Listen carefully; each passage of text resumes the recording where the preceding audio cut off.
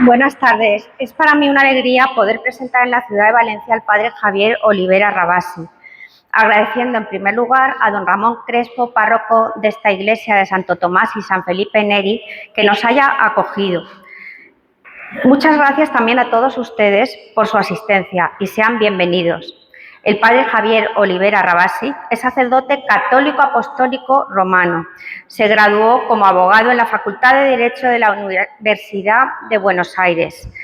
En el año 2002 ingresó al seminario y tras concluir sus primeros años fue enviado a Europa, donde se doctoró en filosofía por la Pontificia Universidad Lateraniense de Roma, para recibir un año después la ordenación sacerdotal.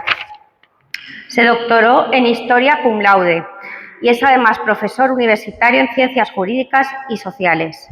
Se desempeña como capellán y vicedirector del proyecto educativo Sede de la Sabiduría de Buenos Aires e imparte además conferencias y es profesor ordinario en el ámbito de la filosofía, la historia y las lenguas clásicas. También es autor de 10 libros que tiene hoy aquí a la venta y de numerosos artículos en publicaciones nacionales y extranjeras.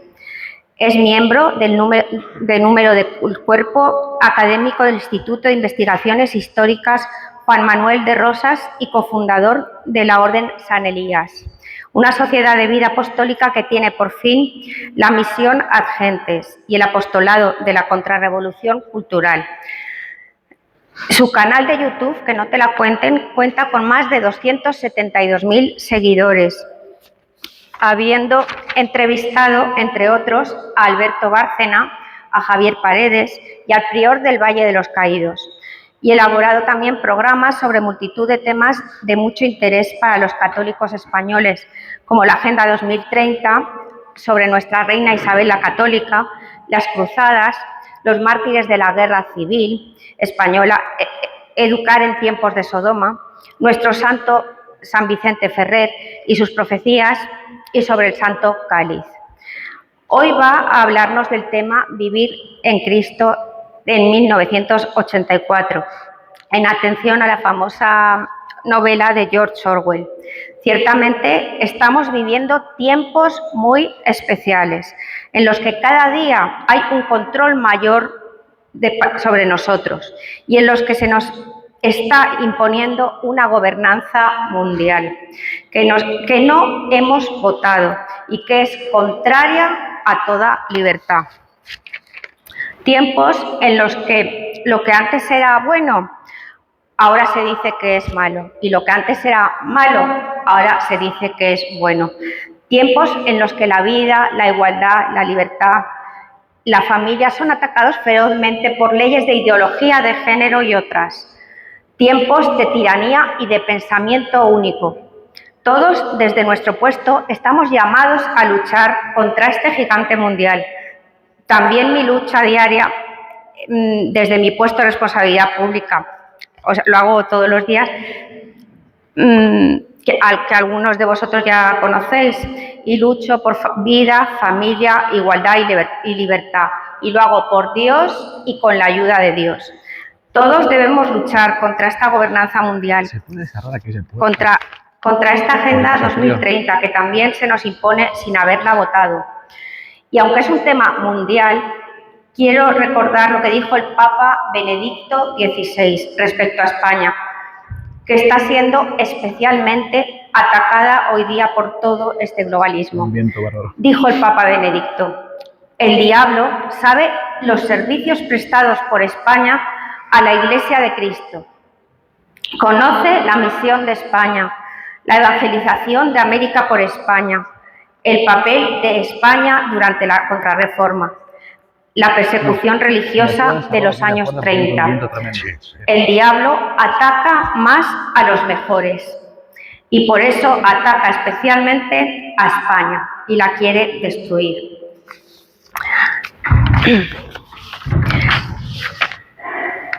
Pero todos sabemos de quién es la victoria final. La victoria final va a ser de Dios. No quiero entretenernos más, ya que todos hemos venido a disfrutar una interesantísima conferencia del padre Javier Olivera Rabasi, Vivir en Cristo en 1984. Les dejo, por tanto, con el padre Javier Olivera. Muchas gracias.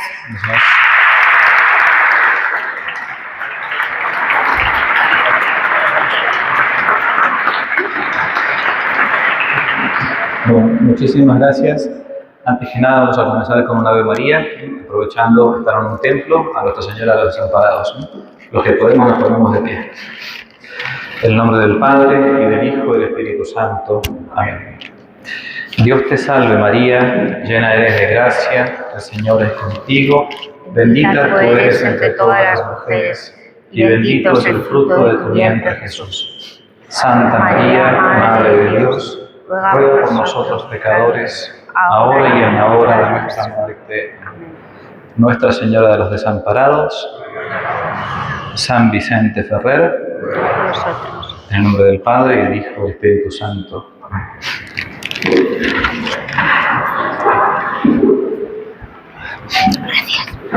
Bueno, muy buenas noches a todos.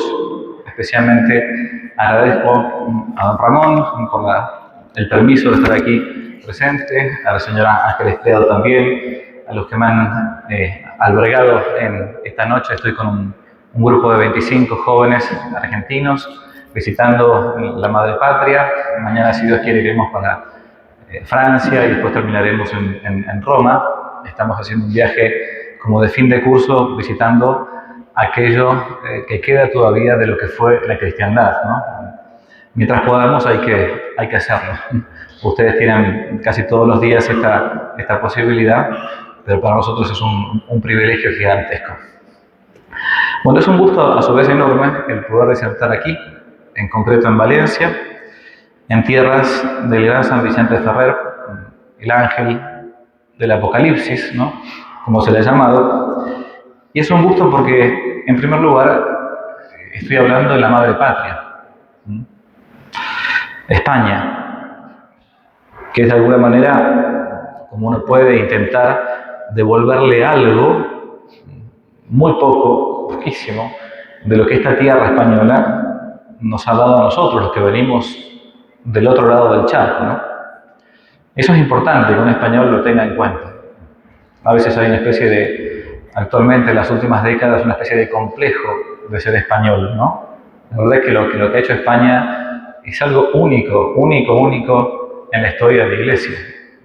Una nación que se ha desangrado, literalmente desangrado, para dar vida a un hijo, que fue América. Pero en segundo lugar, ¿por qué se nos permite hacerlo en el marco de una iglesia?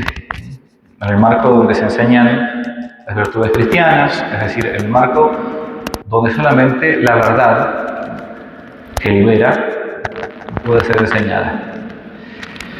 Hemos titulado esta conferencia Vivir en Cristo o Ser de Cristo en 1984, haciendo una clarísima alusión no al año específico, sino a esa famosísima novela de ese escritor británico, aunque nacido en India, en la India de los ingleses, que fuera George Orwell, quien en su turbulenta juventud, por cierto, no solamente militó en las filas de la izquierda, sino que llegó a combatir incluso aquí mismo. Orwell estuvo aquí en España en tiempos de la Cruzada Española, como por entonces llamaba a lo que hoy dicen la Guerra Civil Española la Iglesia. Aquí hubo una cruzada para frenar el comunismo. Orwell estuvo aquí y después de haber estado en estas tierras se dio cuenta de lo que era ese paraíso comunista, ¿no? Ese paraíso de los cubanos, por ejemplo, o de los venezolanos, ¿no? Es tan lindo el comunismo que los cubanos se van a nado a Miami, ¿no? Un paraíso. Y después de esto, después de la cruzada, habiendo conocido desde adentro lo que implicaba el comunismo, escribió sus conocidísimas Rebelión en la Granja, 1945, año en que termina la Segunda Guerra Mundial, y su famoso 1984. Esto fue un año antes de morir, en el 49. Ambas obviamente son producto del enorme descontento y de esa gran decepción que le había dado el comunismo. En lo personal, yo conocí Rebelión en la Granja cuando apenas era un pequeñito, un niño, hijo de padre militar que ha luchado contra el comunismo, hoy está pagando la cárcel, como tantos otros militares argentinos, por haber peleado contra la guerrilla marxista. Y de parte de mamá, psicóloga que se formó en la universidad pública y tuvo que beber las porquerías de la ideología marxista. Cuando éramos pequeños, me acuerdo que mamá nos daba a leer un librito de Rebelión en la Granja, con ilustraciones, todavía lo recuerdo. Estaba Napoleón, el cerdo, supuestamente dirigente, los perros guardianes, el granjero. Todos eran personajes que a nosotros nos llamaban mucho la atención. En las fábulas los animales hablan. Y aunque quizás no captábamos del todo la importancia de esa pequeña fábula, ya entendíamos que había cierta ironía en esa famosa frase de Orwell, donde hace escribir a los cerdos: todos somos iguales, pero algunos somos más iguales que otros. Rebelión en la Granja es de esas obras que perfectamente se pueden leer de pequeño, o también de grandes. Y como pasa con casi todos los libros, en cada lectura uno va sacando más y más enseñanza. Es un clásico, o sea, es un texto que soporta el paso de los tiempos. Por aquello de Charles Péguy, ¿no? Homero es nuevo cada mañana y el diario de hoy ha envejecido ya. Homero, el clásico, ¿no? Eso es un clásico, soporta el paso de los tiempos. En cambio, 1984, bastante lejos de ser una fábula, es una novela, como hoy dicen los jóvenes, distópica. Antes, cuando éramos chicos, decíamos futurista, ¿no? Tuve que buscar en el diccionario qué significaba distópico, ¿no? Bien, así me dicen los chicos. Es decir, es una novela que está plantada o planeada en un lugar deficiente, en un lugar extraño. Eso es distópico, dice la RAE. Una novela que narra en el pasado un futuro, por entonces, en tiempos de Orwell, absolutamente imposible. Algo que nadie podría haberse imaginado. Una novela que, según dicen, se encuentra hoy, esto es de la semana pasada, entre los libros más vendidos del siglo XX. Y luego del tremendo año 2020, entre las más vendidas del siglo XXI ya. 1984, bestseller del siglo XX y del XXI. ¿De qué trata 1984? No quiero espoliar, como los chicos dicen en novela, ¿no? Magnífico trabajo de Orwell. Por cierto, por momentos es un poco complejo en la lectura, no es un gran literato, ¿no? Pero que cada vez se hace más entendible a medida que pasa el tiempo. Obviamente mucho más entendible en el 2023 que en 1949, cuando sale a la luz. Narra un presente dominado por el pensamiento único, o más bien por un partido único, que opera como un todo ideologizado e ideologizante, donde la persona individual, o sea, cada uno de nosotros, no cuenta. Es tal solamente en función del todo, del partido, que él diría del absoluto, en función de la ideología imperante. Winston Smith y Julia son los protagonistas de esta novela, donde hasta el amor cabe. Son dos personas que, con sus bemoles, sus altos y bajos, se oponen al sistema, ella, Julia, por una cuestión puramente de rebeldía. Y el otro, Winston, protagonista principal, porque descubre en su trabajo una mentira histórica. Aquí ustedes en España tienen una ley para estos temas. No me hagan hablar porque hemos tenido que leer la legislación penal previamente antes de venir a casa. En fin. Julia y Winston pasan por un romance. Son engañados y después de ser salvajemente torturados y sometidos a una corrección de pensamiento, terminan no solamente abdicando de sus principios, sino incluso negando la propia realidad. O sea, el final es patético de la novela, es feo, no es lindo el final.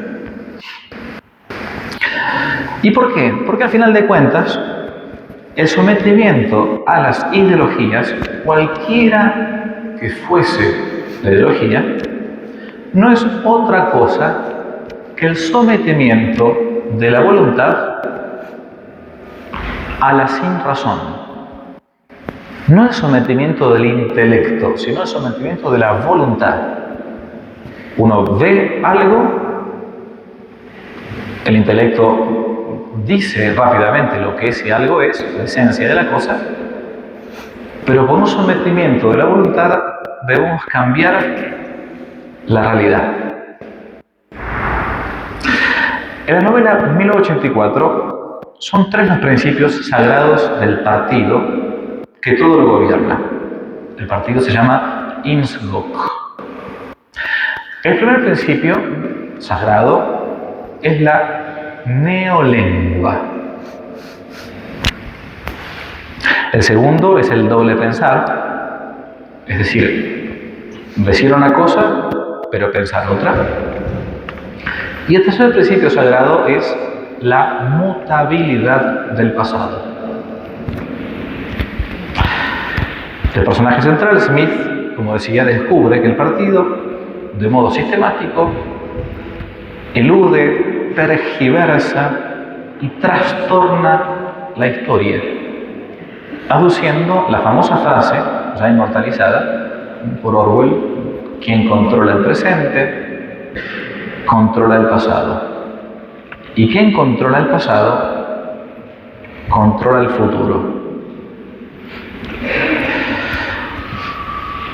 Nuestra idea es, con el fin de ir mostrando algunas como pinceladas de este clásico de la literatura contemporánea casi, y a la vez de querer realizar esa hermosa tarea que es el pensar, es ir leyendo algunos extractos cortitos de la obra para poder a veces comentarla y simplemente dejar que la sinapsis, nuestro sentido común, unido a algunas imágenes, haga su trabajo natural. En primer lugar, 1984 plantea que todo hombre debe ser vigilado. Tuvimos un presidente en Argentina que era el general Perón, que decía que el hombre es bueno, pero que si se lo controla es mejor. La vigilancia. 1984 transcurre en un tiempo en el cual todo es oído, todo es visto por ese gran hermano. Se llama así en la novela. No en los programas de televisión, Gran Hermano, lo toman de esta novela. Hay muchas cosas que van a salir de acá de Orwell. Ese Gran Hermano todo lo domina y todo lo vigila por medio de un aparato que en 1949 estaba recién empezando a existir, que era una especie de televisor, una pantalla. Porque la vigilancia del sistema es la clave del éxito para toda ideología. Por donde uno anduviese, salvo durante la oscuridad, siempre existe allí en la novela una pantalla que a todos nos vigila, como en el mundo de Foucault. Cito: cualquier sonido que hiciera Winston superior a un susurro era captado por el aparato. Además, mientras permaneciera dentro del radio de visión de la placa de metal, ese monitor, podía ser visto a la vez que oído. Tenía usted que vivir, y en esto el hábito se convertía en un instinto, con la seguridad de que cualquier sonido emitido por usted sería registrado y escuchado por alguien, y que excepto en la oscuridad, todos sus movimientos serían observados. Fin de la cita. Es paradójico que en un mundo en el que se habla de la libertad de expresión, libertad de movimiento, libertad de culto, como si fuesen los valores supremos de esto que algunos llaman el liberalismo, ¿no? En nombre de un bien superior, toda persona debe ser vigilada, censurada y castigada. Porque la Inquisición no nace primero en la Edad Media, sino que es tan pero tan antigua como el mismo Estado. Todas las naciones han tenido su Inquisición. El hecho de intentar mantener la pureza doctrinal de lo que piensa en ese momento la sociedad. Hoy hay una tremenda Inquisición progre que si uno saliera a la calle y dijese en público, o mejor dicho, se le escapara en público alguna verdad, seríamos rápidamente sometidos a una policía de pensamiento por incorrección política. Cualquiera de nosotros no tiene libertad para decir hoy en día, en España o donde sea, lo que se le ocurra. Porque también hoy hay una inquisición. El Estado, sometido a una especie de religión estatal o ideología imperante, nos va a aplicar no solamente una censura previa, sino una corrección penal posterior. Si Winston hubiese vivido en otras épocas, se hubiese dado cuenta de que además de la censura, hay algo todavía peor, que a muchos católicos nos pasa. Peor que la censura es la autocensura. El hecho de no querer decir ciertas cosas frente a ciertas personas, el hecho de no, por las dudas para no incomodar, ciertas cosas no plantear. Es decir, el temor a no querer decir la verdad o al no querer arriesgar siquiera un centímetro de pellejo. A diferencia del enemigo, nuestros enemigos muchas veces terminan dándonos cátedra de fortaleza, aunque sean pocos, por aquello del Evangelio que se encuentra en Lucas 16. Los hijos de las tinieblas en sus asuntos son más prudentes que los hijos de la luz. Aprendan de los hijos de las tinieblas. A veces nosotros que jugamos corremos, como se dice, con el caballo del comisario, tenemos a Cristo, ¿no? Tenemos miedo. La vigilancia que lleva a la censura y peor todavía a veces a nuestra autocensura. El segundo punto que plantea 1984 es que siempre debe existir un enemigo al cual derrotar. En la novela, el partido único, como en todo régimen totalitario, entiende que esa famosa dialéctica amigo-enemigo, inmortalizada por Carl Schmitt, siempre funciona al momento de tener que aunar a la tropa.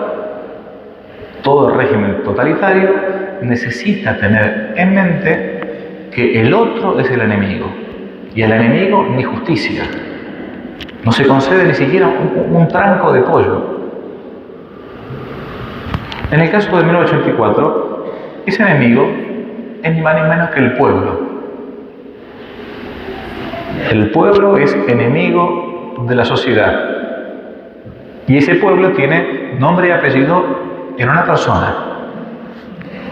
Aquí Orwell pone a un personaje ficticio que nunca nadie vio, pero que el partido siempre nombra, y lo nombra con un nombre así, Emanuel Goldstein, el enemigo del pueblo.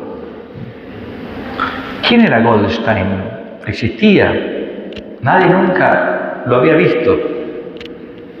Para el partido claramente existía.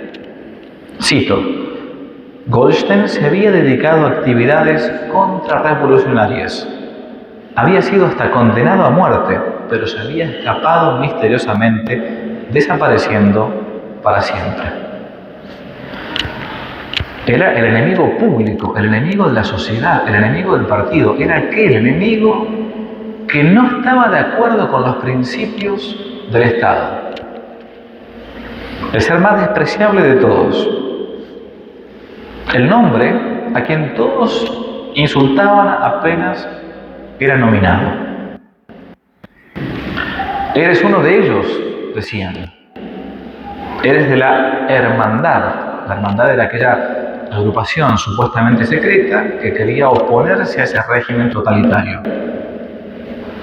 Porque todo régimen necesita de esa dialéctica. Necesita de esos motes. Sí, eres de la hermandad. Estás con Goldstein, seguramente. La hermandad, hoy podríamos decir, integrista, fundamentalista. No estás con el partido, no estás con el gobierno. Porque todos hoy podemos ser Goldstein. Es decir, enemigos de la sociedad, enemigos del género humano. Cuando los primeros cristianos, durante las persecuciones del imperio, eran perseguidos, la acusación que se les hacía no era la acusación de estar en contra de las personas. La acusación, uno lo lee las actas de los mártires, eran de ateísmo. Los cristianos eran acusados de ateísmo. ¿Por qué? Porque no estaban dispuestos, y por eso iban al suplicio, a aceptar que todos los dioses eran iguales. Roma se caracterizaba en su derecho porque mientras iba conquistando pueblos aledaños, iba tomando sus propios dioses y hacía una especie de sincretismo. Por eso, cuando uno va a Roma, se encuentra con el famoso Panteón, hoy Santa María de los Ángeles y de los Mártires. Cada vez que se conquistaba un nuevo pueblo, una nueva nación, se colocaba la estatua de ese pueblo para el imperio. Y todo el resto debía aceptar esos dioses. Los cristianos decían: momentito, non possumus. Podemos tolerar el error, pero no podemos aceptar que esos dioses sean verdaderos. Por eso la acusación penal era de ateísmo. Eran fundamentalistas, porque decían que había un solo Dios verdadero, que era a su vez uno y trino, y que se había encarnado en el seno de María Virgen.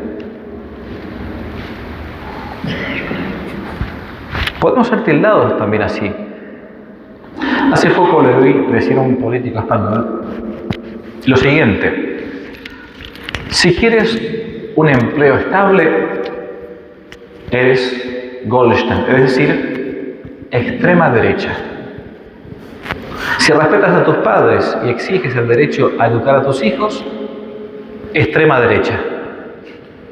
Si no quieres vivir compartiendo un departamento de 30 metros cuadrados, extrema derecha.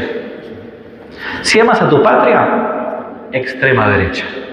Si intentas vivir tu fe católica de forma coherente, extrema derecha. Si te parece ridículo el feminismo que atenta contra las leyes biológicas, extrema derecha. Si quieres pasear seguro por las calles de tu ciudad, extrema derecha. Si sabes que plantando árboles o placas solares no salvarás a Europa, extrema derecha. Si no quieres que las élites millonarias decidan por ti, extrema derecha. El mote que se nos pone. Todo el que se enfrenta al pensamiento único, hoy es Goldstein, hoy es extrema derecha. Es decir, debe ser expulsado de todo espacio público. ¿Derechos humanos? Sí, porque todos somos iguales. Pero hay algunos que son más iguales que otros, En 1984 se reduce todo al mote que hoy diríamos antidemocrático, homofóbico, fascista, carca, facha, lo que ustedes quieran. Todos somos Goldstein. Y el enemigo no distingue matices. Todos nosotros somos extrema derecha, por más matices que tengamos entre nosotros. Para ellos, somos todos iguales. El tercer punto que plantea 1984 es que hay una hermandad y hay un libro. Esa hermandad de gente que está en contra del partido único posee un libro. En 1984 no solamente hay un grupo que sigue a este Emanuel Goldstein, este personaje ficticio que crea el partido para ponerle nombre, sino que también está ese conjunto de personas rebeldes que no están dispuestos a bajar la cabeza. Una hermandad oculta, perseguida, que es propietaria de un libro. Un libro que pocos han leído, dice Orwell, pero que posee las bases de sus posturas y la verdad de sus doctrinas. Cito, Goldstein, el jefe de los rebeldes, era el jefe supremo de un inmenso ejército que actuaba en la sombra, una subterránea red de conspiradores que se proponían derribar al Estado. Se suponía que esa organización se llamaba la Hermandad, y también se rumoreaba que existía un libro terrible, compendio de todas las herejías, del cual era autor Goldstein, y que circulaba clandestinamente. Era un libro sin título. La gente se refería a él llamándole simplemente el libro. El libro. El tener ese libro y el seguir sus enseñanzas, conforme siempre se habían entendido por parte de la hermandad, es decir, interpretando ese libro como siempre se había interpretado, era siempre tenido como una declaración de guerra. En ese libro, que en realidad era un conjunto de libros, se planteaba la realidad, el bien y el mal, la verdad y la mentira. Y todo esto era suficiente para que tuviese que ser encontrado y destruido. La idea de un libro, naturalmente, que diga lo que está bien, lo que está mal, lo que es verdad y lo que es mentira, es casi imposible no analogarlo con el libro de los libros. Para nosotros los cristianos, que son las Sagradas Escrituras. La Biblia es justamente eso. Había además, en 1984, un crimen de los más tremendos, de hecho, por el cual va a ser condenado, ni más ni menos que Winston, el protagonista de la obra. Un crimen que Orwell llama así, uniendo dos palabras: el crimen de pensamiento o el crimen mental. Él le va a llamar el crimental. Era un crimen pensar ciertas cosas. No digo decirlas, sino simplemente pensarlas. Lo que llama la atención de esta novela distópica es que en miras del bien del todo, aún los propios pensamientos intentan ser controlados bajo la tipificación legal de algo que se conoce como eso, el crimen mental. El partido no solamente desea controlar el ejercicio externo de los ciudadanos, sino la misma capacidad de razonar. El punto de que si aún pudiesen, incluso, se meterían dentro del mismo cerebro para analizar el inicio, el medio y el fin de nuestros pensamientos, conscientes e inconscientes.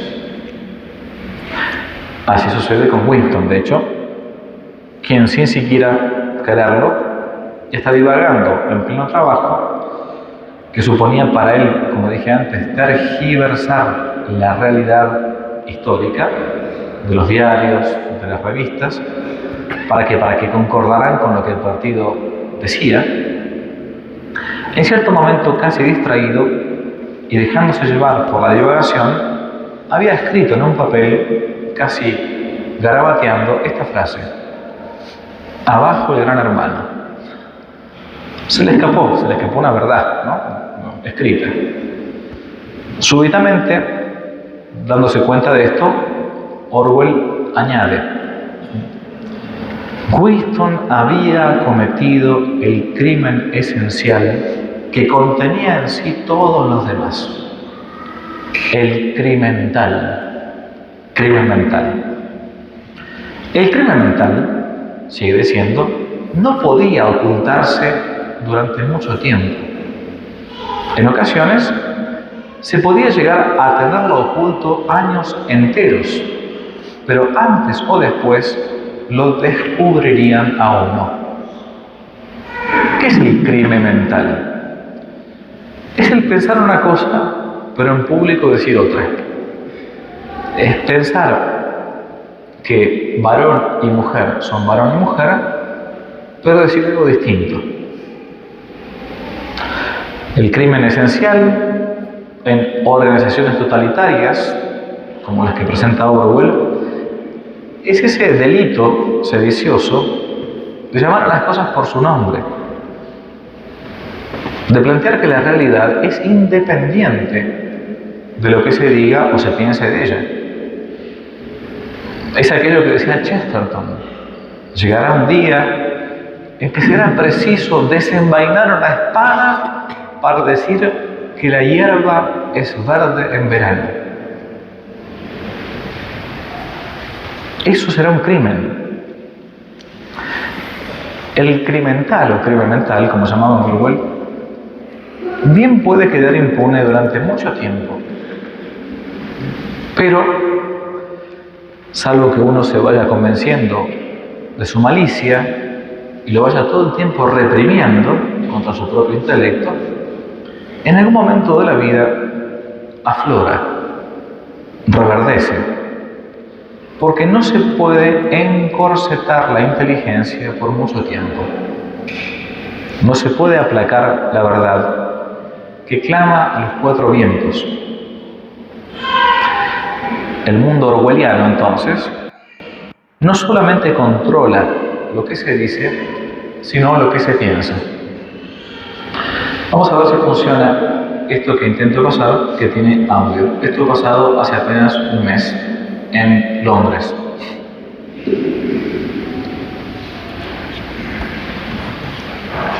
En Inglaterra la policía arrestó a esta mujer por algo señalado como insólito.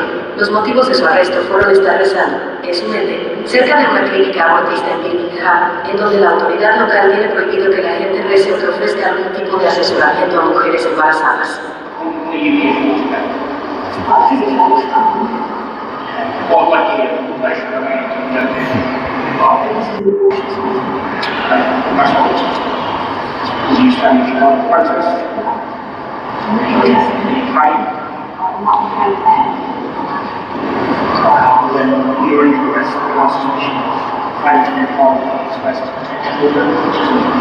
Por su parte, Isabel señaló: es una incorrección aberrante que la policía me detuviera, me llevara a los calabozos, me registrara y me humillara suavemente por rezar en la intimidad de mi propia mente. Estaba ejerciendo mi libertad de pensamiento, mi libertad religiosa, en la intimidad. Bien, para los que no pudieron ver, una mujer que simplemente estaba parada, rezando, sin hacer ningún ejercicio público de sus cuerdas vocales, y es detenida por estar rezando frente a un abortorio, un crimen de pensamiento. ¿Cuáles son los principios sagrados de este partido? El partido dominante, o mejor dicho, el único partido de ese país llamado Oceanía, le pone ese nombre Orwell, tiene 3 principios que rigen el accionar. 3 y no más de 3. La llamada neolengua, que dijimos, ese doble pensar, y la mutabilidad del pasado. Neolengua, la nueva lengua. ¿En qué consiste la neolengua? Simplemente en modificar el lenguaje para desde allí modificar la realidad. De ahí que hubiera palabras que estaban permitidos decir y otras que simplemente rayaban lo blasfemo. Para ello existe en la novela un ministerio de la igualdad, no mentira, ministerio de la verdad. O sea, es el órgano de pensamiento que plantea cada vez un nuevo diccionario. Es el modo oficial de hablar. Uno de sus redactores decía, cito, le estamos dando al idioma su forma final, la forma que tendrá cuando nadie hable más que la neolengua. Cuando terminemos nuestra labor, tendréis que empezar a aprenderlo de nuevo. Creerás seguramente que nuestro principal trabajo consiste en inventar nuevas palabras. Nada de eso. Lo que hacemos es destruir palabras, centenares de palabras cada día. Todo régimen totalitario sabe que, como señala el apóstol San Juan en el prólogo de su Evangelio, que in principio era el verbo, en el principio era la palabra. In principio era el verbo, en arché, en hologos. Así empieza el Fausto de Goethe. ¿Qué es eso del logos? Dice Goethe. Al principio era el verbo. ¿Qué es esto? Después de muchas disquisiciones, el doctor Fausto termina diciendo, claro, es el poder. Al principio era el poder. Engendrar nuevas palabras es el intento, de hecho, de la cábala judía, de intentar crear una nueva realidad paralela al margen de las esencias. Todo régimen totalitario busca cambiar el lenguaje, porque por medio del lenguaje se va cambiando la realidad. Las palabras son balas, decía Lenin. Y es en este nuevo mundo orwelliano en que el autor imagina una sociedad donde las palabras, al igual que con Adán y Eva en el Edén, se iban entonces nombrando las esencias y de algún modo hasta creándolas. La neolengua intenta recrear la realidad. De algún modo se rió de todo esto un autor argentino muy conocido que fue Jorge Luis Borges, ¿no? En el Golem, así como afirma el griego en el Cratilo, el nombre es arquetipo de la rosa. En las letras de rosa está la rosa y todo el Nilo en la palabra Nilo. Es un poema donde él ironiza un poco con esto de aquellos que se dedican a la cabalá judía, de querer buscar la lengua propia de Adán para modificar la realidad. Todo régimen totalitario intenta que uno hable distinto, que cambie las palabras, que cambie la lengua. En términos de Orwell, la palabra crea la realidad. Es por medio del verbo, la palabra, por el cual todas las cosas van siendo rehechas. Es el sueño, de hecho, es el sueño de la moderna escuela de Frankfurt. El inicio de la nueva izquierda, como la han llamado. Las palabras, que son como dardos, poseen siempre una finalidad dominadora, una finalidad limitante, una finalidad de poder, como decía uno de sus personajes. Cito: la finalidad de la neolengua, dice Orwell, es limitar el alcance del pensamiento, estrechar el radio de acción de la mente. ¿Cómo puede haber crimen mental si cada concepto se expresa claramente con una sola palabra, una palabra cuyo significado esté decidido rigurosamente y con todos sus significados secundados, eliminados y olvidados para siempre? La revolución será completa cuando la lengua sea perfecta. La importancia de no prostituir nuestro lenguaje. Esto que nuestros papás o abuelos nos decían cuando éramos chicos, ¿no? Al pan, pan y al vino, vino. Uno tiene que hablar en cristiano. Yo tenía un profesor, viejito sacerdote en el seminario, que cuando escuchaba a un seminarista decirle a otro, chao, chao, decía, no, hijito, venga para acá, venga. No se dice chao. Padre, ¿pero por qué? ¿Qué pasó? Usted tiene que decir adiós. Bueno, pero es lo mismo, chao, adiós. No. Si fuera lo mismo, él había estudiado aquí en España durante la Guerra Civil.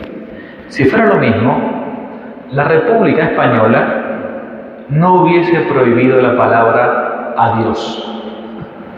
Impresionante esto. Entonces, cuando usted salude, usted saluda con adiós. ¿Me entendió? Sí, padre. ¿Cómo no? Sí, cómo no. Tenía razón el viejo. Porque aún así uno es apostolado. Desde ese día yo creo que nunca digo más chao. Cambiar la lengua para cambiar la realidad. Esto es lo que se ha hecho siempre. Desde la Revolución Francesa cambiaron esto. Como no podían cambiar el Pater Noster, el Padre Nuestro, decían, para evitar lo que es la monarquía, decían, en vez de adveniat regnum tuum, venga a nosotros tu reino, cambiaron hasta la palabra. Y si uno ve los documentos, dicen adveniat republicam tuam, venga a nosotros tu república. Literal. Hasta las modernas luchas terminológicas de sexo por género, que a veces se nos cuela a nosotros, de asesinato por eutanasia, de no diga aborto, se dice interrupción voluntaria del embarazo. Y así hay miles de ejemplos. La neolengua. El segundo principio es el doble pensar, principio por el cual no importa qué es lo que la inteligencia diga respecto de la adecuación con las cosas, el principio ya no está más en aquella adequatio rei et intellectus, la adecuación de mi intelecto y de la cosa, sino en la adecuación del pensamiento, o mejor dicho, de la voluntad, con el pensamiento único o con el pensamiento del partido dominante. ¿Qué es verdad? Verdad es aquello que el partido dice, lo que la sociedad dice. El doble pensar es el ejercicio de la lógica contra la misma lógica. Cito: Winston dejó caer los brazos de sus costados y volvió a llenar de aire sus pulmones. Su mente se deslizó por el laberíntico mundo del doble pensar. Saber y no saber, hallarse consciente de lo que es realmente verdad mientras se dicen mentiras cuidadosamente elaboradas. Sostener simultáneamente dos opiniones, sabiendo que son contradictorias entre sí, y creer sin embargo en ambas, es decir, emplear la lógica contra la lógica. Este pensar una cosa y decir otra, esta presión psicológica, hoy hablábamos con el padre Ramón de eso mismo, ¿no? De estar como encorsetado en un lugar, en un círculo, donde uno no puede decir lo que piensa y vivir en una especie de mundo esquizofrénico, en un mundo con muchísimo doblez. Es digno más bien de una checa republicana, o peor todavía que eso, porque ahora está encerrado en su mismo interior. Así que alguien diga, como Groucho Marx, miren, estos son mis principios, pero si no le gusta, tengo estos otros. Y así todo el tiempo.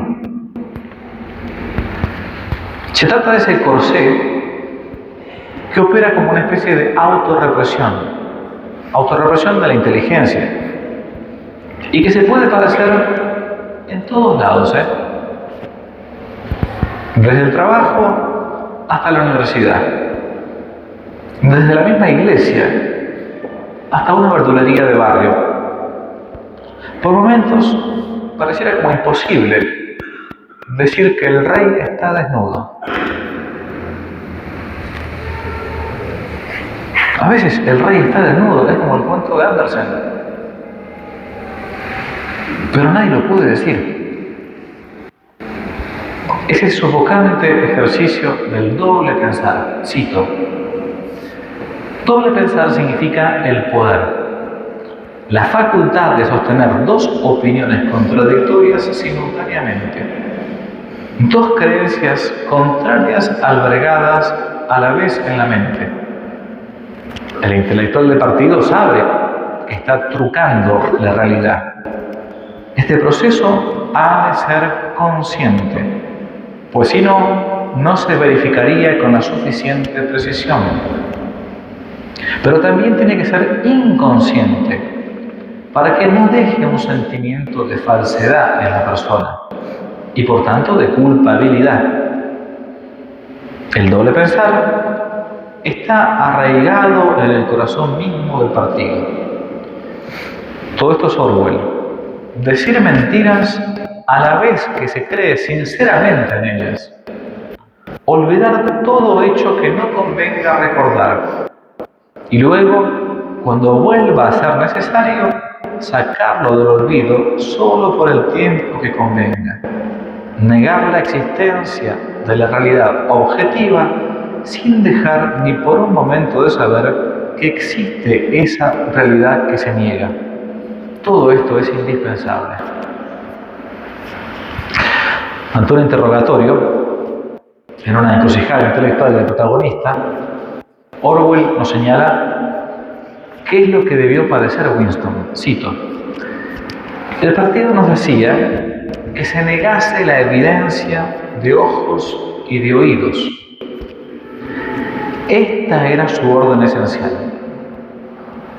El corazón de Winston se encogió al pensar en el enorme poder que tenía enfrente. Sin embargo, era él quien tenía razón. Los otros estaban equivocados. Él no. Había que defender lo evidente, dice Orwell. El mundo sólido existe. Sus leyes no cambian. Las piedras son duras. El agua moja. Los objetos faltos de apoyo caen en dirección hacia el centro de la Tierra.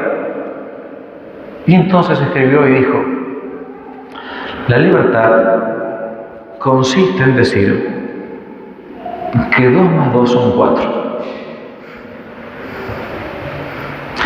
Si se concede esto, todo lo demás vendrá por sus pasos contados.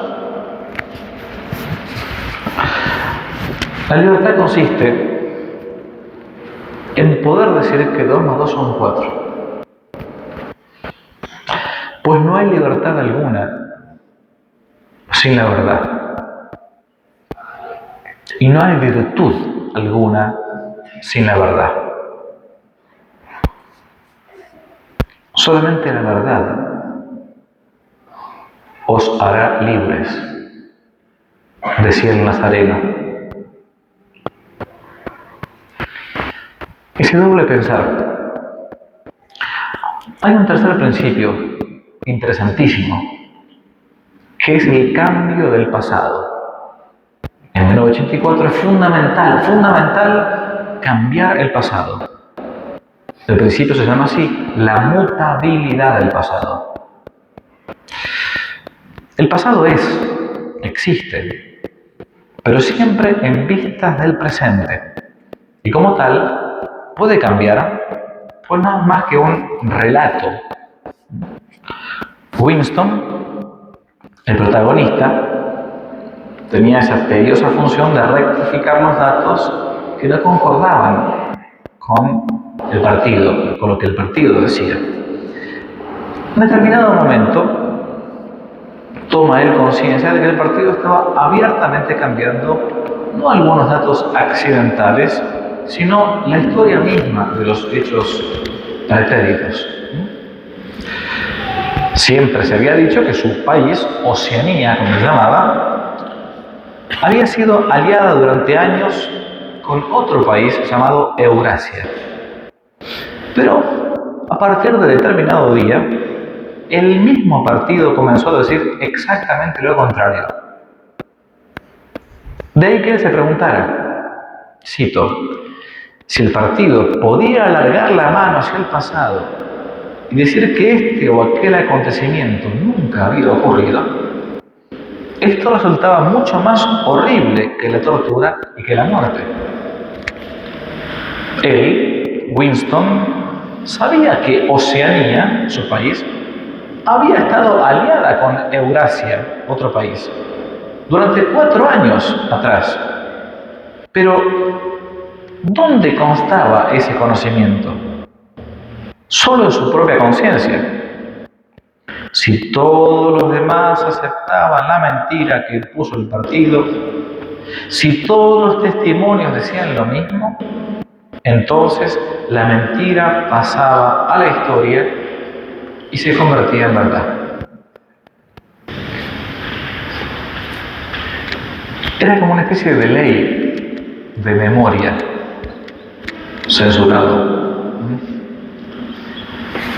El que controla el pasado controla el futuro. El que controla el presente controla el pasado.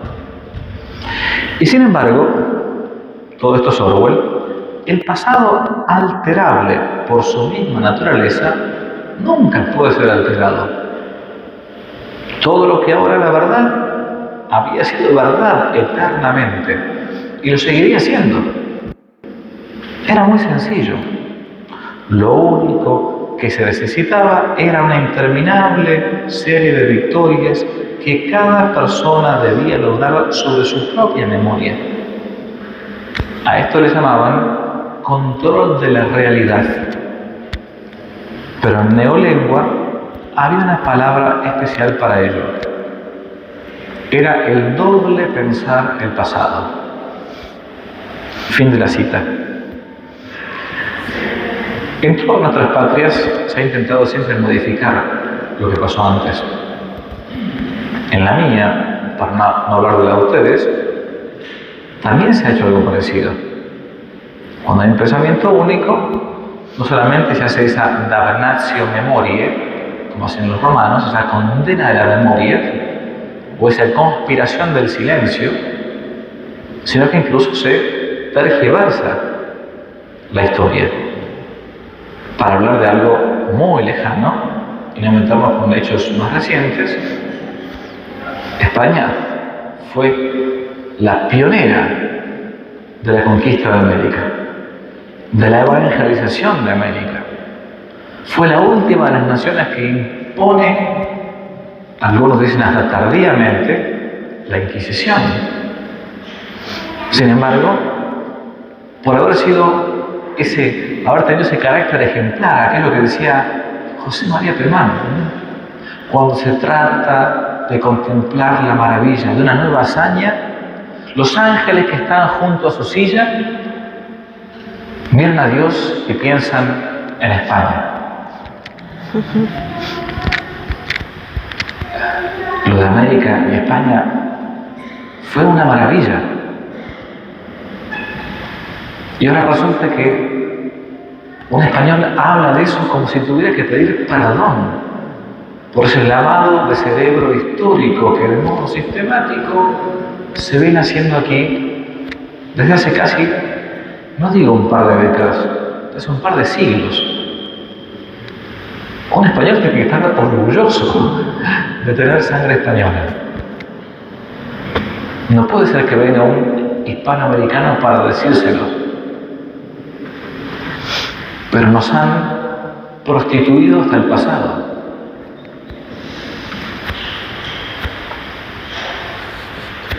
Ese cambio del pasado, como se vino dando a lo largo de los siglos con la historia, con nuestra historia, basta con que sea repetida y enseñada hasta el cansancio para que al final de cuentas termine transformándose en una verdad por todos aceptada, hasta por nosotros los católicos. Desde la brutalidad de la Edad Media, pasando por la Inquisición española, por las cruzadas, la expulsión de los judíos de España, la sangrienta conquista de América, sin llegar a tocar de nuevo el tema de la cruzada española. Todo aquel que ose analizar el relato debe ser rápidamente censurado, tildado de loco, sometido, como dice Orwell, a la vaporización. Debe ser vaporizado. Es otro modo del memoricidio. Ahora, ¿a qué tanta insistencia con esto del pasado? Cuando uno analiza cómo trabaja la izquierda, por ejemplo, cuando la izquierda crea una nueva universidad, de las primeras facultades que abre es la facultad de Historia. Historia, comunicación / periodismo, filosofía, no pueden faltar nunca en una universidad marxista, porque saben perfectamente que hay que cambiar la historia para pensar de modo distinto y después poder comunicarlo a la población. ¿A qué tanta insistencia con el pasado? ¿Por qué el pensamiento único en una obra como la de Orwell pone tanto ahínco en esto que son cosas que pasaron, dirá alguno, hace muchos años? ¿A quién le importa lo que pasó en la cruzada? ¿A quién le importa lo que pasó en la República? La respuesta es muy sencilla. Porque como dirá Cicerón, la historia es maestra de la vida. Historia magistra vitae. Nosotros en la iglesia, y eso es un mea culpa para los curas, ¿no? Somos unos analfabetos históricos. No conocemos nada de la historia de la iglesia. Si uno le preguntara quizás a un valenciano común, que capaz que, a uno capaz que va a misa, le preguntara quién es San Vicente, es capaz de decirte algunos que fue valenciano, qué sé yo, por ahí, pero lo podría llegar a confundir hasta con San Vicente Mártir. Y entre los dos hay 1000 años de diferencia. Ni hablar de que un católico pueda responder, no sé, temas de los primeros cristianos, las primeras persecuciones, de lo que fueron las cruzadas, de lo que fue la Inquisición española, porque se nos ha tergiversado la historia o se nos ha silenciado. De ahí que sea necesaria una apologética histórica. La respuesta es porque la historia es maestra de la vida. Cito: los acontecimientos pretéritos no tienen existencia objetiva, dice Winston, sino que sobreviven solo en los documentos y en las memorias de los hombres. El pasado es únicamente lo que digan los testimonios escritos y la memoria humana. Por eso, la alteración del pasado es necesaria. Porque el miembro del partido, lo mismo que el proletario, tolera las condiciones de vida actuales en gran parte porque no tiene con qué compararlas. De allí que haya que cortarle radicalmente toda relación con el pasado, pues es necesario que se crea en mejores condiciones que sus antepasados. ¿Cuántos chicos españoles conocen quién fue Blas de Lezo? Sacando excepciones. Un héroe gigantesco español, el medio hombre, como le llamaban, ¿no? Que combatió en la famosa batalla de Cartagena, un personaje que debería estar en todas las películas españolas, no sé. El pasado no solamente era cambiado, sino que era aniquilado, sepultado, más aún vaporizado, como se decía de las personas que estuviesen en contra de la política de Estado. Cito: el nombre del individuo en cuestión, que estaba en contra del pasado único, desaparecía de los registros, se borraba de todas partes. Cualquier referencia a lo que hubiera hecho era aniquilada. Su paso por la vida quedaba totalmente anulado, como si jamás hubiese existido. Para esto se empleaba esa palabra, vaporizado. Fin de la cita. Esta es la razón por la cual en el mundo orwelliano sus adeptos se vuelcan a la narración histórica como una clara acción política desde el presente. San Agustín decía, ¿no? Ama tierra y serás tierra, ama cielo y serás cielo. Si los héroes de una patria son traidores, esa patria está engendrando traidores. Si los héroes de una patria son verdaderos hombres, verdaderos santos, está engendrando eso. ¿Quién implementaba todo esto en el mundo orwelliano? Todo esto es implementado por un ministerio que es el Ministerio de la Verdad. Se llama así, el Ministerio de la Verdad. Es el encargado de implementar los principios. En todo gobierno civilizado existe un Ministerio de Economía, de Salud, de Defensa. En Oceanía era necesario un ministerio que construyese y controlase la verdad.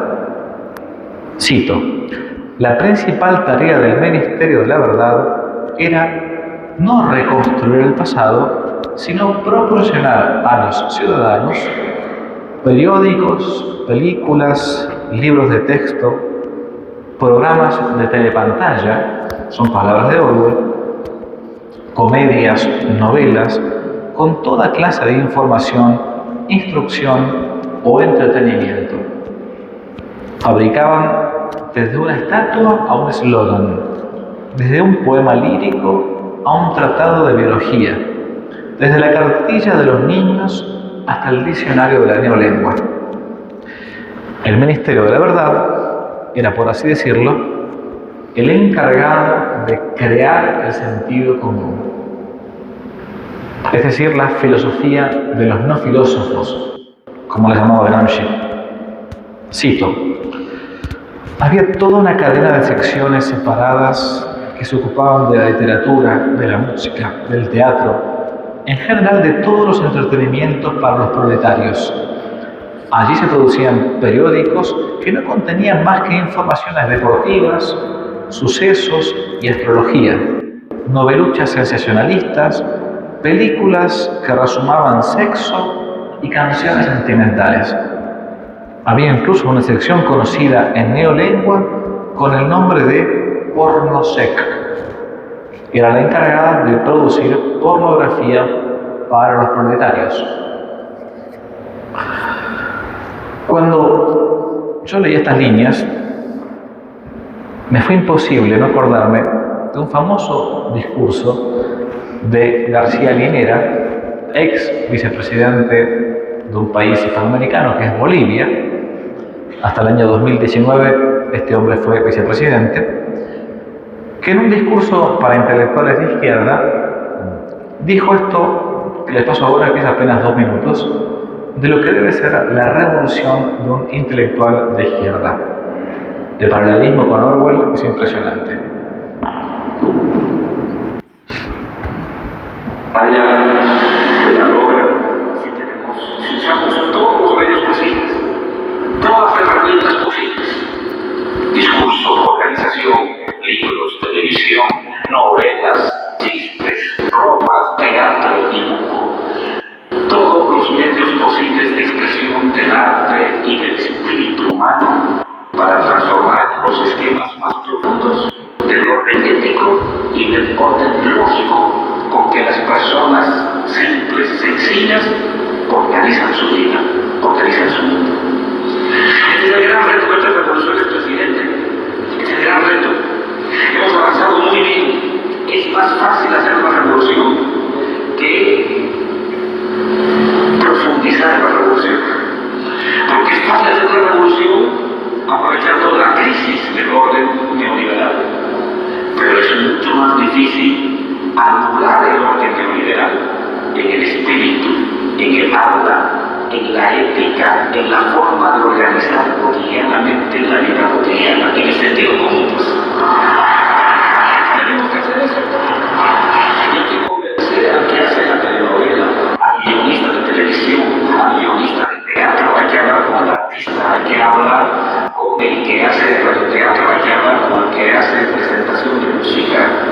Hay que irradiar un nuevo sentido común revolucionario, que es irradiar un nuevo sistema espiritual que nos permite ordenar ética y lógicamente el mundo.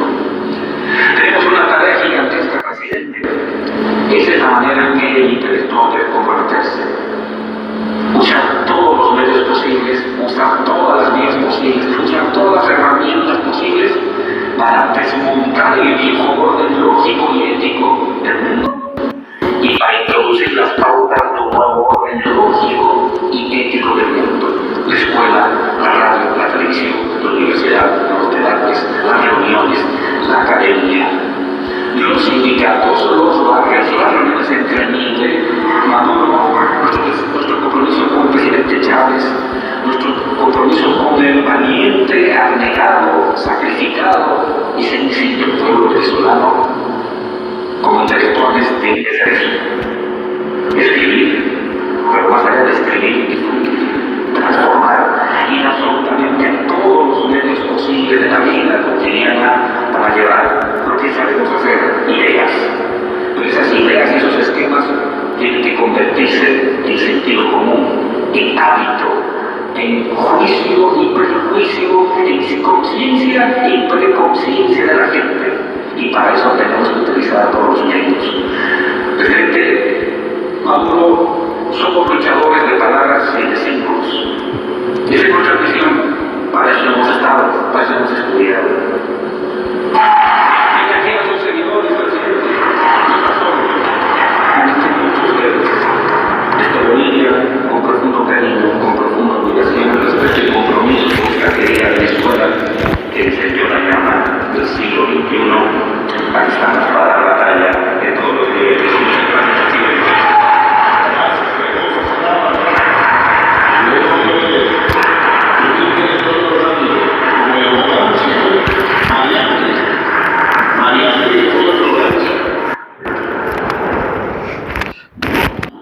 Esto no se queda entonces en la novela de Orwell, pasa a la realidad. La mayor de las herejías es seguir el sentido común en el mundo orwelliano. Hubo una época, decía Orwell, en que fue señal de locura creer que la Tierra giraba en torno al Sol. Ahora en 1984, era locura creer que el pasado es inalterable. Quizás fuera él el único que sostenía esta creencia, y siendo el único, estaba loco. Al final, el partido no sería que 2 y 2 son 5 y habría que creerlo. Era inevitable que llegara algún día el 2 y 2 son 5. La lógica de su posición lo exigía. La mayor de las herejías era el sentido común.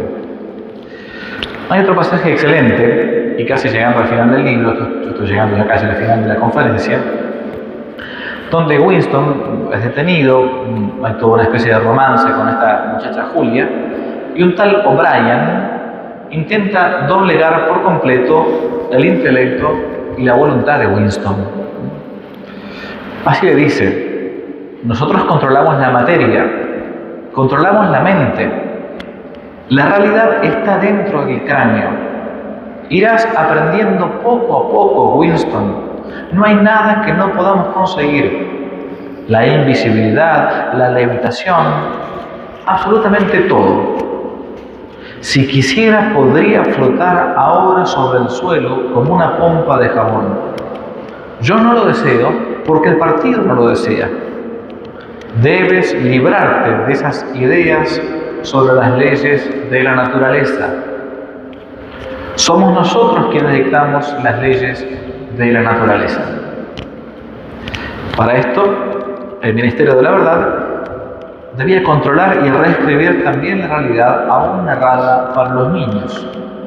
Las novelas, las historietas, nada podía dejarse librado al azar. Había que redactar los textos aún para niños. Cito: hacia el año 2050, quizás antes, habrá desaparecido todo conocimiento efectivo del viejo idioma.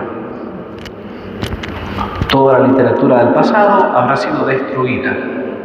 Chaucer, Shakespeare, Milton, Byron, solo existirán en versiones neolingüísticas, no solo transformados en algo muy diferente, sino convertidos en lo contrario de lo que eran.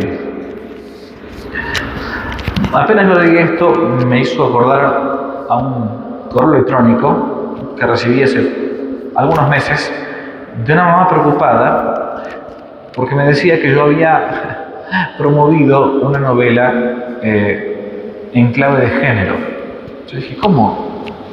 Yo tuve la idea de colocar algunos libros en mi sitio web, que no te la cuenten, por edades, qué lecturas buenas, clásicas, para niños ir leyendo según las edades. Y esta mamá me escribe y me dice: padre, usted está promoviendo ideología de género. ¿Por qué? Le digo. Porque usted hace que los niños lean Moby Dick. Sí, un clásico de Melville, autor norteamericano de mediados del siglo XIX. Dice: mire, yo compré ese libro y me manda un extracto del texto que íbamos leyendo con mi hijita, ¿no?, de 10 años. Cuando yo leo el texto, digo, soy un depravado sexual, ¿no? Le digo, mándame la edición de ese libro. Me manda la edición y ahí descubro, esto que ustedes ven en pantalla, que pobre mujer había comprado una edición de Moby Dick escrita en clave de género. Entonces la pobre nena, cuando estaba leyendo, obviamente hay un pasaje que ya no es que está traducido mal, está reescrito. Esto es el cambio de la realidad aún en los niños.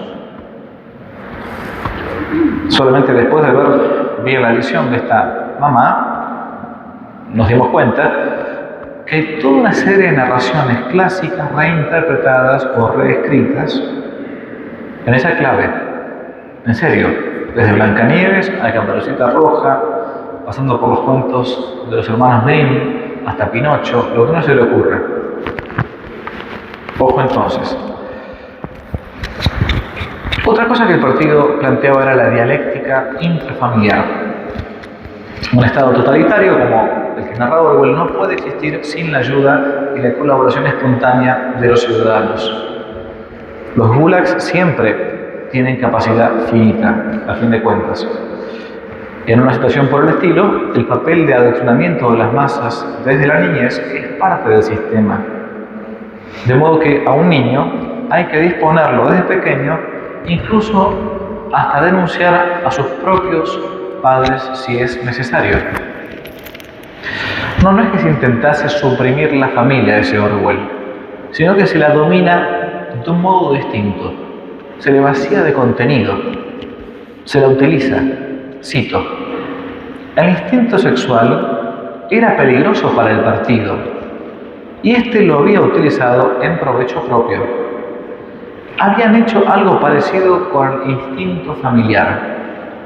La familia no podía ser abolida, pero por otra parte los hijos eran enfrentados sistemáticamente contra sus padres. Se les enseñaba a espiarlos y hasta denunciar sus desviaciones. La familia se había convertido en una ampliación de la policía de pensamiento. Era un recurso por medio del cual todos se encontraban rodeados. Hoy lo vemos de modo claro.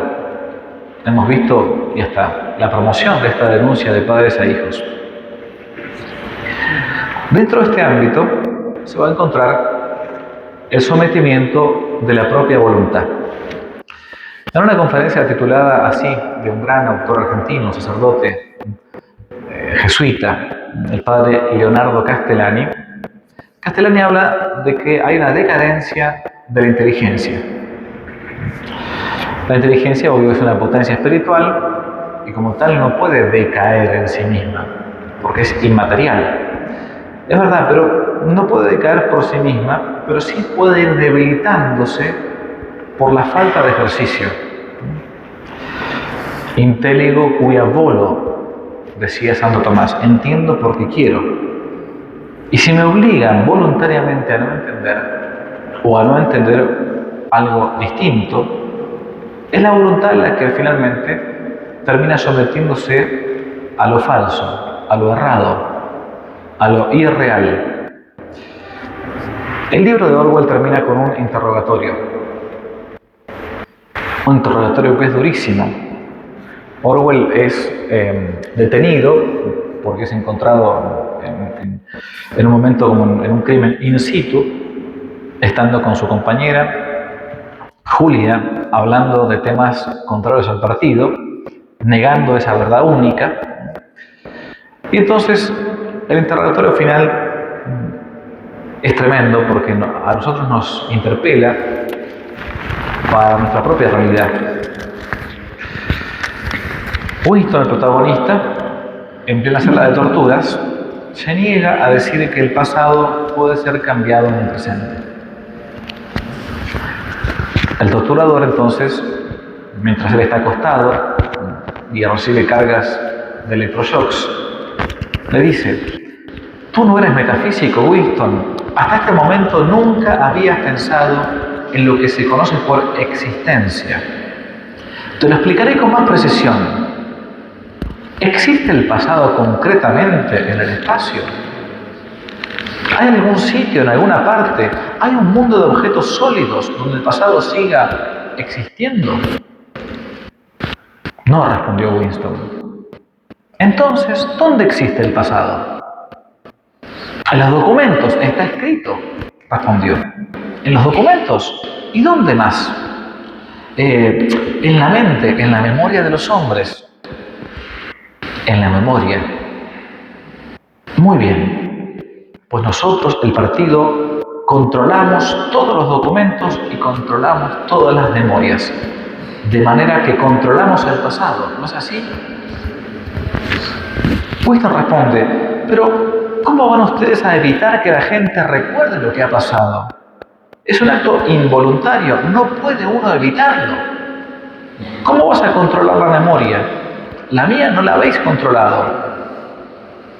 O'Brien, el torturador, volvió a ponerse serio y tocó la palanca con la mano. Al contrario, le dice, eres tú el que no la ha controlado y por eso estás aquí. No has querido realizar el acto de sumisión, que es el precio de la cordura. Has preferido ser un loco, una minoría de uno solo. Crees que la realidad es algo objetivo, externo, que existe por derecho propio. Crees también que la naturaleza de la realidad se demuestra por sí misma. Pero te aseguro, Winston, la realidad no es externa. La realidad existe en la mente y en ningún otro sitio. No en la mente individual que puede cometer errores y que por todo caso parece pronto. Solamente en la mente del partido, que es colectiva e inmortal, puede entenderse la realidad. Lo que el partido sostiene que es verdad, esa es la verdad. Después de una pausa de unos momentos, prosigo. ¿Recuerdas haber escrito en tu diario: la libertad es poder decir que 2 más 2 son 4? Sí, dijo Winston, recuerdo. O'Brien levantó la mano izquierda con el reverso hacia Winston y, escondiendo el dedo pulgar, extendió los otros 4. ¿Cuántos dedos hay aquí, Winston? 4, respondió. ¿Y si el partido dice que no son 4 sino 5? ¿Cuántos hay? 4. La palabra terminó con un espasmo de dolor. La aguja del aparato de tortura había subido 55. A Winston le sudaba el cuerpo. Aunque apretaba los dientes, no podía evitar unos roncos gemidos. O'Brien lo contemplaba con los 4 dedos todavía extendidos. Soltó la palanca y el dolor, aunque no desapareció del todo, se alivió bastante. Winston, ¿cuántos dedos tengo? 4, respondió. La aguja subió a 60. Winston, ¿cuántos dedos tengo? 4. 4. ¿Qué voy a decirle? 4. La aguja debía marcar más, pero Winston ya no la miró. El rostro severo y pesado y los 4 dedos ocupaban por completo su visión. Los dedos ante sus ojos parecían columnas enormes, borrosas, vibrantes, pero seguían siendo 4 sin duda alguna. ¿Cuántos dedos, Winston? 4, 4. Pero no sigas, es inútil. ¿Cuántos dedos, Winston? 5. 5. No, Winston. Así no vale. Estás mintiendo. Sigues creyendo que son 4. Por favor, ¿cuántos dedos tengo? 4. 5. 4. Lo que quieras. El episodio y el libro terminan con que el partido va a torturar tan ferozmente a Winston que el pobre hombre va a terminar aceptando que 2 más 2 son 5. Pero no a regañadientes, no mintiendo, sino convencido por su propia voluntad, cambiando su propio sentido común y hasta pidiendo perdón por esto. Como decía antes, el libro no termina como las novelas de Hollywood. Ni Winston ni Julia se hacen católicos. Apenas se nombra a Dios una sola vez en toda la novela. Ni se casan por la iglesia, ni se escapan a Eurasia. No, terminan aceptando que lo que habían hecho había sido un error. Se habían opuesto al Gran Hermano, a Oceanía, al partido, que era el verdadero Dios. Y eso era un pecado gravísimo. Claramente que 1984 nunca existió. Pero es bueno hacer este ejercicio de la inteligencia, de analizar, como lo hizo Orwell, de la posibilidad de un mundo por el estilo. ¿Es necesario oponerse a las ideologías? ¿Es conveniente? ¿Es factible cambiar un mundo en el caso que lleguemos a algo parecido? ¿Tiene sentido oponerse? Cuando nuestro Señor Jesucristo enseña en el Evangelio de San Marcos las bienaventuranzas, bienaventurados los pobres de espíritu, porque heredarán la tierra. Bienaventurados los puros de corazón, porque ellos verán a Dios. Termina diciendo, después de esa nueva ley, ¿no?, de las bienaventuranzas, una frase con la que cualquier católico del siglo XXI deberíamos meditar día tras día. Después de ese poema de las bienaventuranzas, Jesús, nuestro Señor, dice: vosotros sois la sal de la tierra, vosotros sois la luz del mundo. No puede esconderse una ciudad, una luz o una ciudad debajo del celemín. No puede. ¿De qué sirve la sal si pierde su sabor? De nada si se vuelve insípida, sino más bien para ser tirada y pisoteada por los hombres. Vosotros sois la luz del mundo. Terminamos con las palabras de Winston antes de su conversión al pensamiento único, cuando antes de esa tortura él escribe lo siguiente: no creo que podamos cambiar el curso de los acontecimientos mientras vivamos, pero es posible que se creen algunos centros de resistencia, algunos grupos de descontentos que vayan aumentando e incluso dejando testimonios tras ellos, de modo que la generación siguiente pueda recoger la antorcha y continuar nuestra obra. De eso se trata 1984, de un mundo distópico que hoy estamos viviendo y en el cual debemos combatir para que Cristo reine en la sociedad. Muchas gracias.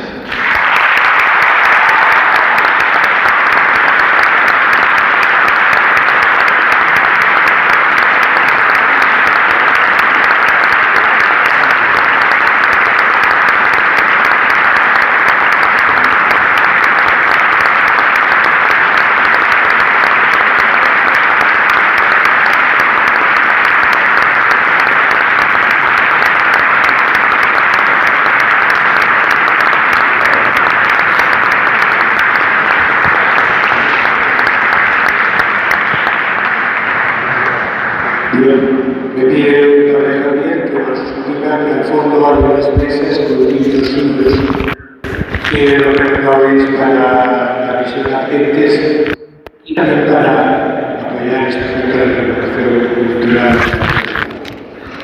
Si alguno tiene que decir el libro, que pueda aquí y yo le preparo una mesa para que pueda. Antes de que se vayan, he venido con un grupo de jóvenes que queremos devolverles algo a ustedes españoles de lo que nos han traído, que es la fe. Les pido que los chicos pasen para adelante un segundito, si pueden. Así vamos a hacer un pequeño ofrecimiento, un regalo para todos aquí presentes. A ver si los muchachos se despiertan y vienen por acá. Si no, se han quedado dormidos. Hemos preparado una pequeña canción para todos. A ver si... Vengan, no tengan vergüenza, pasen.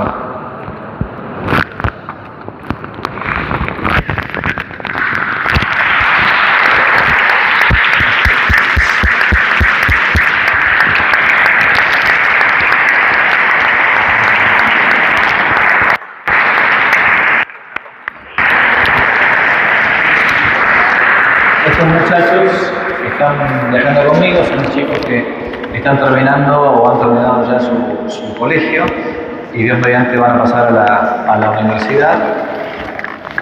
Son niños a los que torturo con el latín, la historia, ¿no? La filosofía en el colegio, y queríamos al menos ofrecerle una pequeña canción antes de irnos. Adelante.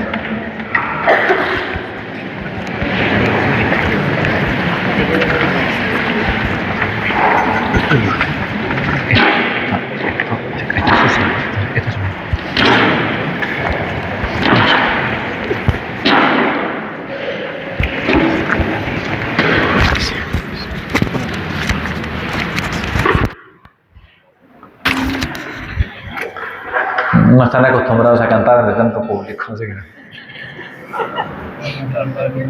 ¿Estamos?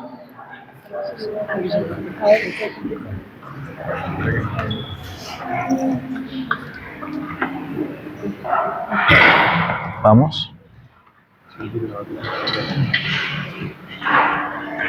¿Sí? Vamos, Fermín. Dextera Domini, fecit virtutem, dextera Domini, exaltavit me.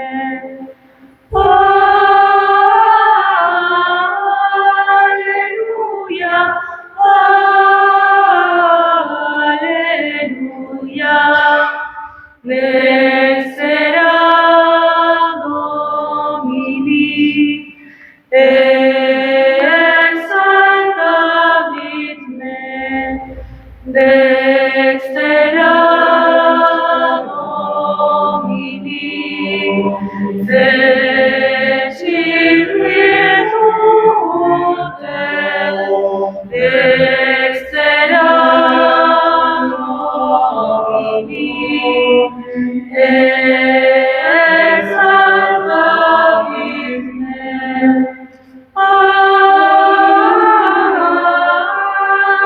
Alleluia, alleluia, dextera Domini, exaltavit me, dextera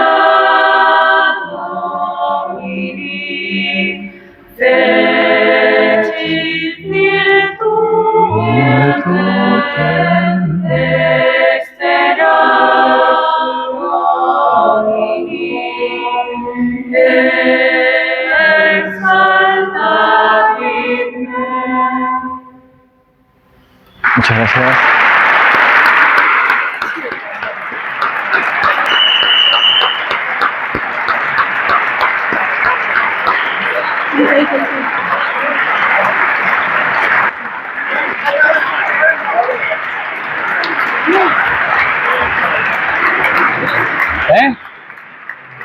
¿Otra más?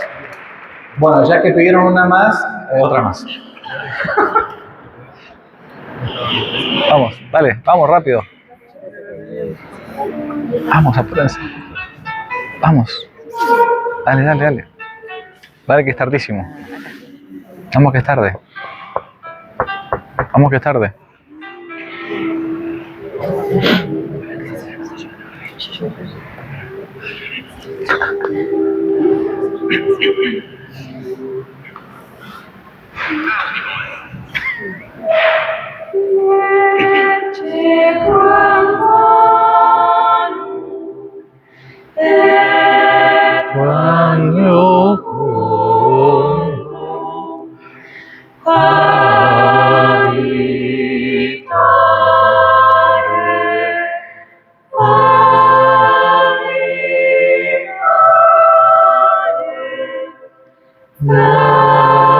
Receive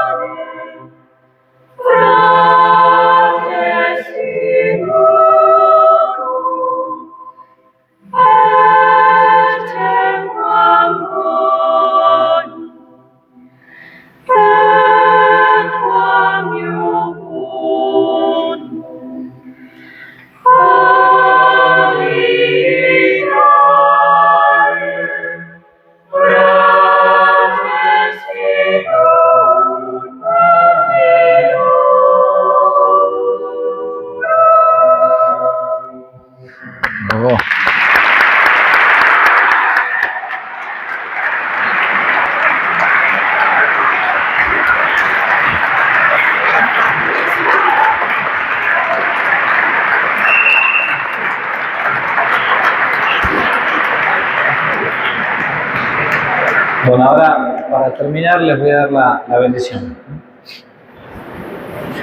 En el nombre del Padre, y del Hijo, y del Espíritu Santo. Amén. Te damos gracias, omnipotente Dios, por todos los beneficios que hemos recibido de tu generosidad. A ti que vives y reinas por los siglos de los siglos. Amén. El Señor esté con vosotros. Con tu espíritu. Os bendiga Dios Todopoderoso, el Padre, el Hijo y el Espíritu Santo. Amén. Muchas gracias por venir. Dios los bendiga.